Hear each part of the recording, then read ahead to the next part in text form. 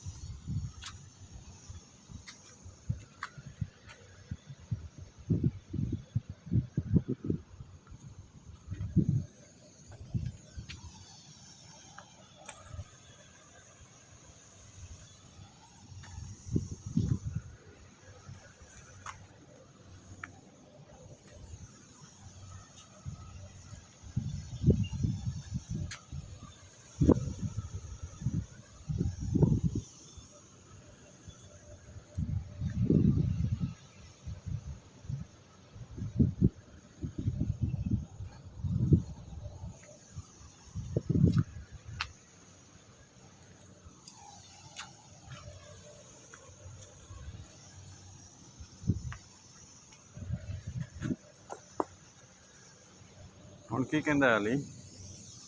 ये कहना किसी ने व्हाट्सएप किया ना पंजाब ने ये टेंशन में डाल दी किया पीछे फॉरवर्ड ਜਵਾਬ ਨਹੀਂ ਆਉਂਦਾ, ਉਹਦੇ ਪਿੱਛੇ ਚੜ੍ਹਨਾ ਪੈਣਾ। ਹੁਣ ਤਾਂ ਮੈਂ सुनया ना फैसले किया मैं दे ले मतलब वो बात नहीं है लेकिन वो आज फिर मैं